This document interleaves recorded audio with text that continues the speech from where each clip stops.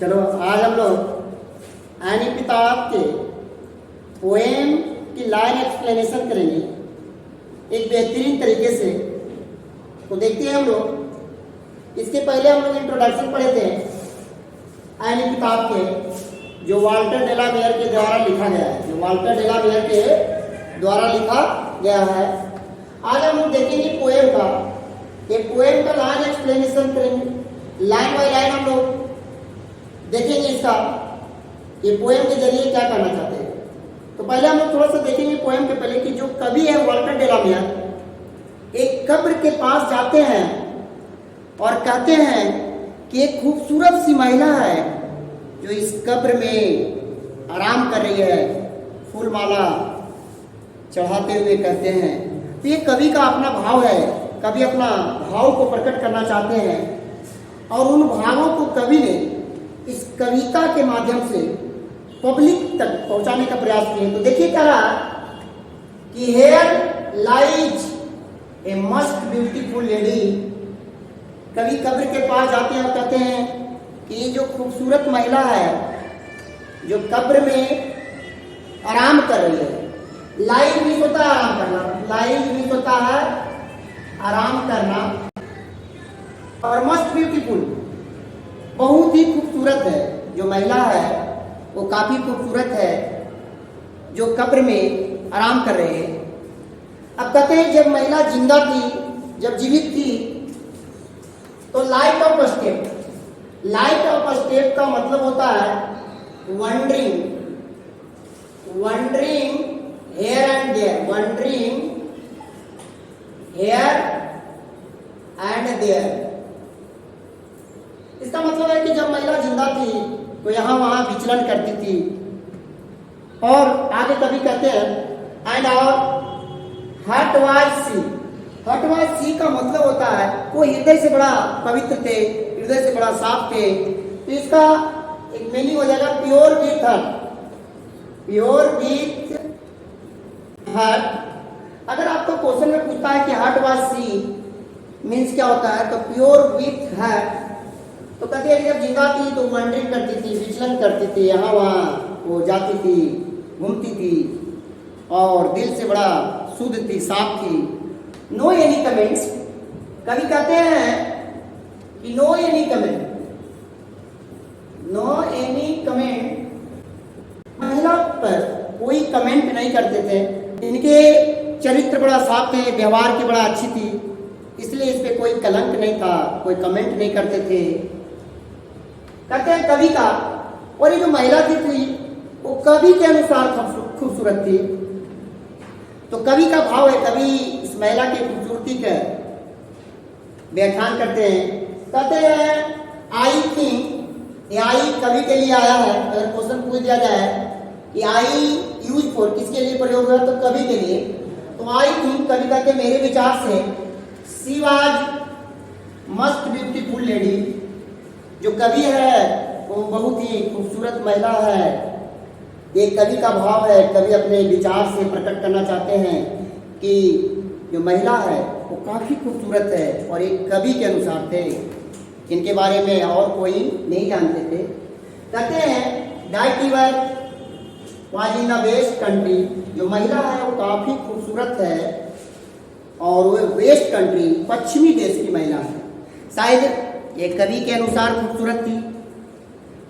पश्चिमी देश में इनसे और भी खूबसूरत महिलाएं भी थी, लेकिन कवि का ऐसा भाव था कि जो महिला है वो काफी खूबसूरत है, वो पश्चिमी देश में कहती है। बट लेकिन कवि एक सेंस देती है। इसका क्या होता है, बट का दो सेंस होता है, एक पॉजिटिव होता है और एक नेगेटिव होता है, एक पॉजिटिव और एक नेगेटिव होता है। लेकिन यहाँ पर कवि ने बट लगाया है, तो बट का यहाँ नेगेटिव सेंस होता है कि जो ब्यूटी है, सुंदरता है, वो एक दिन वैनिश हो जाएगा, समाप्त हो जाएगा।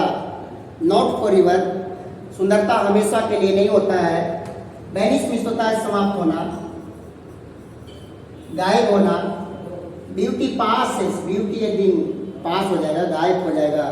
तो कवि कहते हैं कि जो सुंदरता है वो नॉट फॉर एवर, हमेशा के लिए नहीं होता है, एक दिन वन डे हैज वेनिस्ड, एक दिन क्या हो जाएगा, समाप्त हो जाएगा।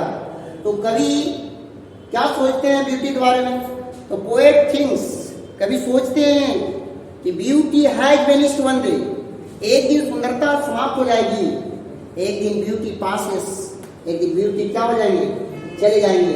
तो कवि इस पंक्ति के माध्यम से समझाना चाहते हैं, आगे देखिए कहते हैं कि however rare rare it be, जो मानव का शरीर है, मानव की जो खूबसूरती है, रेयर मिला है, बड़ा मुश्किल से मिला है। और इसमें अगर ऑब्जेक्टिव पूछता है तो कभी कभी क्या करता है कि अगर रेयर दे दिया है और खाली आसमान है और इट भी है, तो वहाँ पर ऑप्शन में आप रेयर ही भरेंगे, और रेयर रेयर इट भी रहेगा तो आप ब्यूटी ढूंढेंगे। कहता है जो सुंदरता है, मानव का तन है, मानव का जो शरीर है वो बड़ा मुश्किल से मिला है, ये मानव के शरीर को खूबसूरती बताया गया है। एंड कभी कहते हैं वेन, जब आई क्रम्बल, क्रम्बल मीन्स होता है डाई, क्रम्बल का मतलब होता है डाई होना, मर जाना। तो कभी कहता है एंड वेन आई क्रम्बल, जब मैं मर जाऊंगा, who will remember this lady of the best country, कभी कहना चाहते हैं कि यदि मेरी मृत्यु हो जाती है, मेरी मौत हो जाती है, तो कौन इस पश्चिमी देश की महिला को याद करेंगे। क्योंकि जो महिला थी वो केवल कवि के अनुसार खूबसूरत थी, उसे दूसरा व्यक्ति कोई जानता नहीं था। तो कवि ये करना, अपना भाव प्रकट करना चाहते हैं कि जो खूबसूरती है वो मेरे अनुसार थी और मैं मर जाऊंगा तो कौन इसे याद करेगा। कवि इस बात को लेकर के चिंता कर रहे थे, कवि इस बात से चिंतित था कि मेरी अगर मृत्यु हो जाता है तो कौन याद करेगा उस महिला को। वो महिला जो थी वो पश्चिमी देश की महिला थी, उसे कौन याद करेगा। कवि इस बात को लेकर बड़ा ही चिंतित थे। तो जो महिला थी काफी खूबसूरत थी। एक पॉइंट और याद रखना है कि जो महिला है वो केवल ब्यूटीफुल थी, नॉट काइंड और कंसिडरेट लेडी, काइंड और कंसिडरेट लेडी नहीं थी। तो कभी अब इस पंक्ति के माध्यम से एक एक लाइन बताया है महिला के बारे में, क्लियर है। अब सुनेगा कि ब्यूटी एक दिन वेनिश हो जाएगा, सुंदरता हमेशा के लिए नहीं रहता है, सुंदरता एक दिन गायब हो जाएगा, और जो ब्यूटी है वो रेयर मिला है, बड़ा मुश्किल से मिला है। एक कवि का भाव है और कहता है कि जब मृत्यु हो जाती है तो वो कब्र में आराम कर रही है। तो अगर पूछता है क्वेश्चन की वेयर डिड शी लाई, तो भाई वो कहाँ लाई कर रही थी, तो in the graveyard, in the graveyard. Grave, grave के मतलब होता है कब्र, ग्रेव का मतलब होता है कब्र। तो महिला कहाँ आराम कर रही थी, तो ग्रेव में, कब्र में। कब आराम कर रही थी, आफ्टर डेथ, मरने के बाद। कहता है किसके अनुसार महिला खूबसूरत थी, तो अकॉर्डिंग टू पोएट, कवि के अनुसार जो थी वो महिला सुंदर थी और कोई व्यक्ति उसे जानती नहीं। महिला कौन से बिलोंग करती थी, तो वेस्ट कंट्री से, पश्चिमी देश से। और क्या एक दिन समाप्त हो जाएगा, तो कवि का कहना है कि ब्यूटी एक दिन समाप्त हो जाएगा, beauty not for ever, beauty हमेशा के लिए नहीं रहता है। और कभी इस बात को लेकर चिंतित है कि जब मैं मर जाऊं उस महिला को कौन याद करेंगे। क्लियर है। तो यहीं तक रहने दो, धन्यवाद।